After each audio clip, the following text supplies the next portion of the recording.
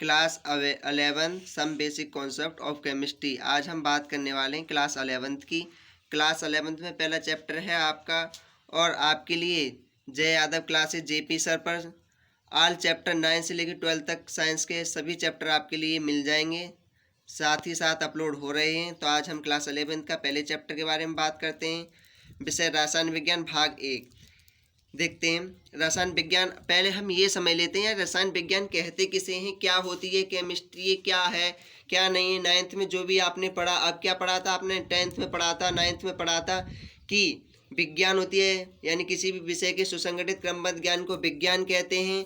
विज्ञान के आपने 3 पार्ट पढ़े, कितने पढ़े थे, फिजिक्स, केमिस्ट्री, बायोलॉजी, 3 ही पार्ट पढ़े थे ना। अब यहाँ पर क्या हो जाएगा, आप 11th में आज के तो 3 यानी केमिस्ट्री का अलग पार्ट हो जाएगा, फिजिक्स का अलग पार्ट हो जाएगा, बायोलॉजी का अलग पार्ट हो जाएगा, और इनके भी क्या होंगे, 2-2 पार्ट हो जाएंगे, 2-2 भाग हो जाएंगे। ठीक है, तो पहला भाग है रसायन विज्ञान के भी प्रकार होते हैं, कितने प्रकार होते हैं, तो आज हम इसके बारे में चर्चा करने वाले हैं आपसे।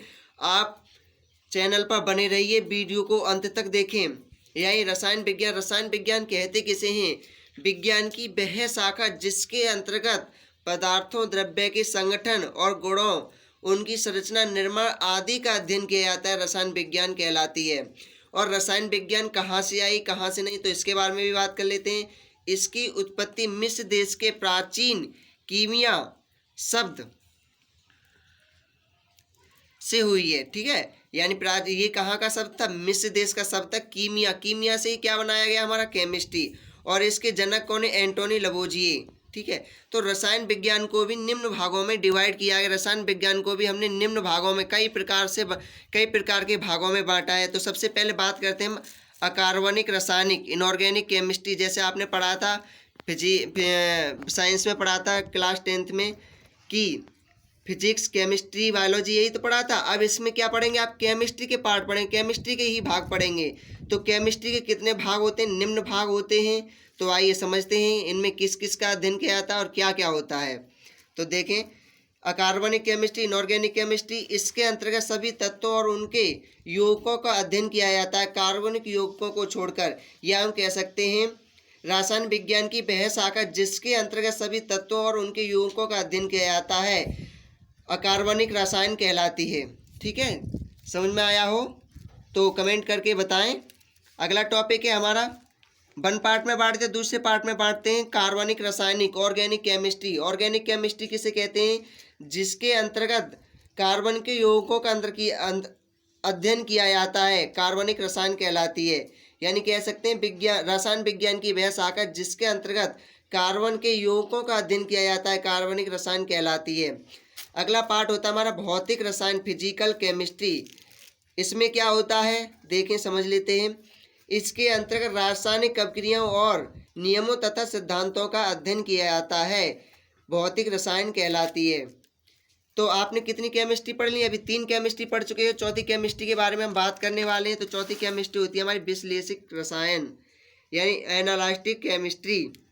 ये क्या होती है, इसके अंतर्गत किसका अध्ययन किया जाता है, इसके अंतर्गत पदार्थों की पहचान, यानी पदार्थों को पहचाना जाता है ये कौन सा पदार्थ है, और उनकी मात्रा निर्धारित करने की विधियों का अध्ययन किया जाता है।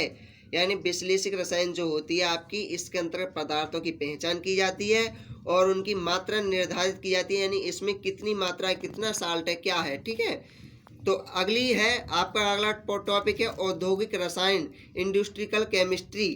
5वीं है, 4 पार्ट हम पढ़ा चुके हैं, 5वां पार्ट पढ़ा रहे हैं केमिस्ट्री का ही। इसके अंतर्गत पदार्थों का बेहद परिमाण में निर्माण करने से संबंधित नियमों, अभिक्रियाओं, विधियों आदि का अध्ययन किया जाता है। इसके अंतर्गत जो पदार्थ होते हैं उनके परिमाण जानते हैं आप, निर्माण से संबंधित यानी उन्हें बनाया किस प्रकार से जाता है, उनके नियमों का अध्ययन किया जाता है। जैव रसायन से आप समझ गए होंगे, बायोकेमिस्ट्री का इसके अंतर्गत क्या होता है देख लेते हैं। इसके अंतर्गत जीवधारियों में होने वाली रासायनिक अभिक्रिया तथा जंतुओं और वनस्पतियों से प्राप्त पदार्थों का अध्ययन किया जाता है। यानी रसायन विज्ञान की वह शाखा जिसके अंतर्गत जीवधारियों में होने वाली रासायनिक क्रियाओं और जंतुओं से, वनस्पतियों से प्राप्त पदार्थों का जिसमें अध्ययन किया जाता है, जैव रसायन कहलाती है। अगला टॉपिक है हमारा कृषि रसायन एग्रीकल्चर केमिस्ट्री। एग्रीकल्चर केमिस्ट्री क्या होती है?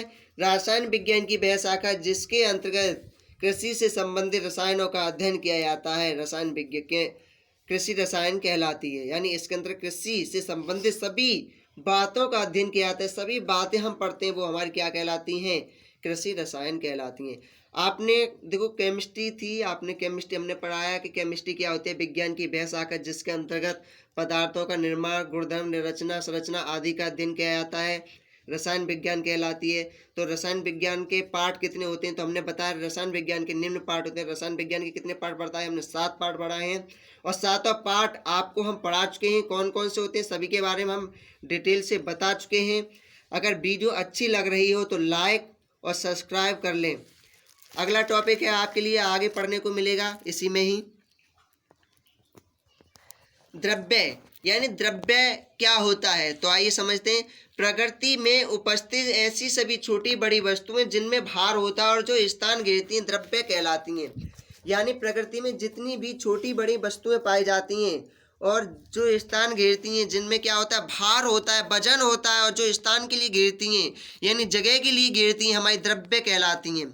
अब कहते हैं द्रव्य या मैटर, यानी इंग्लिश में पढ़ते हैं तो द्रव्य और मैटर बात एक ही है, मगर साइंटिस्टों ने किया कि पदार्थ के लिए अलग तरीका से डिफाइन किया, पदार्थ की अलग तरीके से डेफिनेशन दी। वैसे इनका क्या है? मतलब एक ही होता है पदार्थ का और द्रव्य का मतलब नहीं, फाइंड इन्हें अलग अलग तरीके से किया जाता है। उसमें क्या है? ऐसी सभी छोटी बड़ी वस्तुएं जिनमें भार होता है और जो स्थान घेरती हैं द्रव्य कहलाती हैं। वट पदार्थ यानी मैटर क्या होता है? तो उसके बारे में हम बात करने वाले हैं।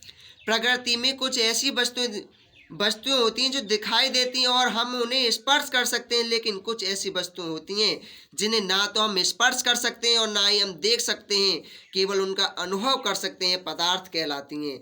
यानी अनुभव किसका कर सकते हैं? एयर चल रही है, आपकी हवा चल रही है तो क्या कर सकते हैं? केवल हम उसका अनुभव कर सकते हैं, हम उसे देख नहीं सकते, छू नहीं सकते। और पानी वगैरह कुछ भी है और भी आपके जो पदार्थ हैं उन्हें हम छू भी सकते हैं, देख भी सकते हैं, बट कुछ ऐसे पदार्थ भी होते हैं जिन्हें ना हम देख सकते हैं और ना छू सकते हैं, हमारे पदार्थ कहलाते हैं।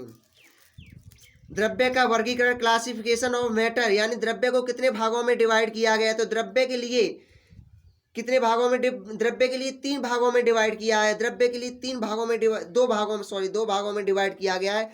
तो द्रव्य के 2 भाग कौन कौन से हैं? द्रव्य के लिए 2 भागों में डिवाइड किया गया, मिश्रण और शुद्ध पदार्थ। यानी द्रव्य के लिए कितने भागों में डिवाइड किया? 2 भागों में, मिश्रण और शुद्ध पदार्थ। और मिश्रण के लिए भी 2 भागों में डिवाइड किया, सामांगी मिश्रण और विषमांगी मिश्रण। और शुद्ध पदार्थ के लिए भी 2 भागों में डिवाइड किया, तत्व और यौगिक। तो आइए एक एक करके सभी के लिए समझते हैं। द्रव्य के बारे में हम पूरी डिटेल से आपके लिए बता चुके हैं। आप पहले समझ लेते हैं मिश्रण, यानी मिश्रण किसे कहते हैं। तो आइए मिश्रण समझ लेते हैं। ऐसे पदार्थ जिनमें 2 या 2 से अधिक तत्व अथवा यौगिक या दोनों अनिश्चित अनुपात में मिले रहते हैं, मिश्रण कहलाते हैं। यानी 2 या 2 से अधिक पदार्थ हम जब मिलाते हैं तो एक नया पदार्थ बनता है, उसे ही हम मिश्रण कहते हैं।